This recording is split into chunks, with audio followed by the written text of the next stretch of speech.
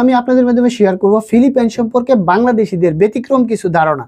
আমি যখন বাংলাদেশি লোকদেরকে নিয়ে কাজ করতে শুরু করি তখন দেখলাম যে ফিলিপাইন সম্বন্ধে বাংলাদেশিদের কিছু সত্য মিথ্যা ধারণা আছে। এই শেয়ারের মাধ্যমে আপনারা জানতে পারবেন যে বাংলাদেশে যারা নতুন ফিলিপাইনে আসতে চান, কখনো আসেন নাই, তাদের কি রকম প্রশ্ন করে এবং কি রকম ধারণা এখানে তারা পোষণ করে ফিলিপাইন সম্পর্কে।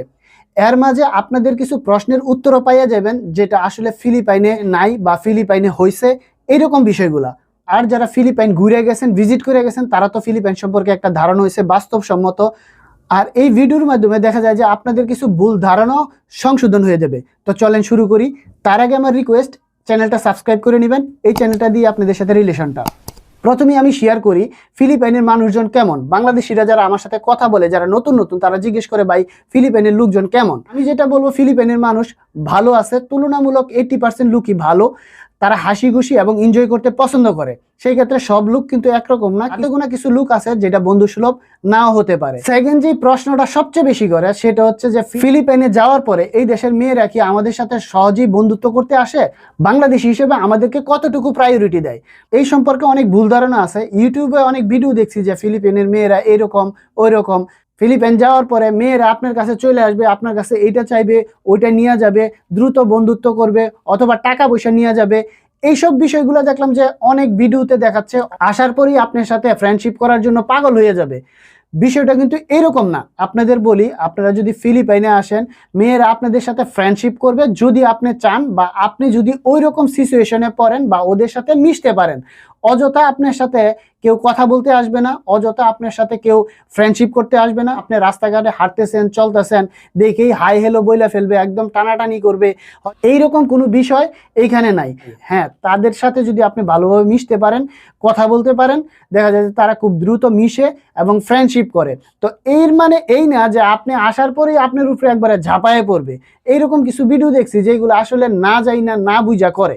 আপনি যদি না চান তাইলে কোনো ফিলিপিনো মেয়ে আপনার সাথে জোর করে ফ্রেন্ডশিপ করবে না, জোর করে আপনার সাথে থাকতে চাইবে না, রাস্তাঘাটে আপনাকে বিরক্ত করবে না বা আপনাকে টানাটানি করবে না।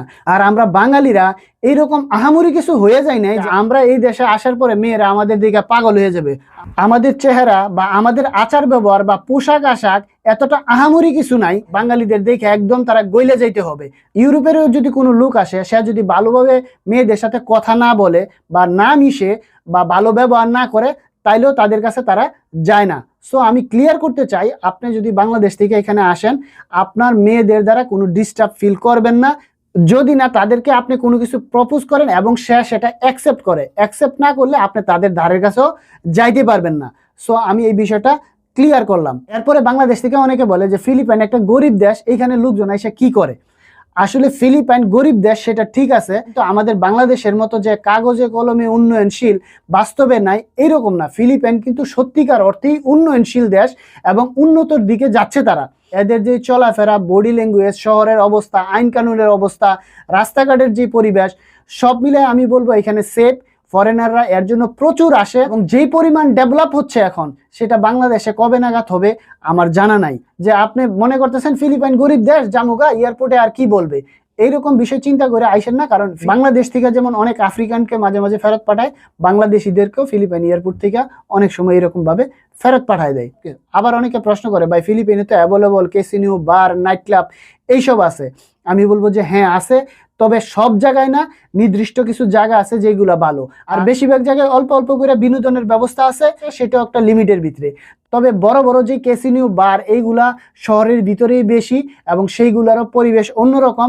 সিকিউরিটি থেকে শুরু করে সব কিছুই টিপটপ আছে এবং অনেক ক্ষেত্রে তাদের ড্রেস কোডও মেনটেন করে। সেইখানে এসে আপনি সব জায়গায় বার পাবেন, সব জায়গায় ক্যাসিনো পাবেন, এরকমও বিষয়টা না।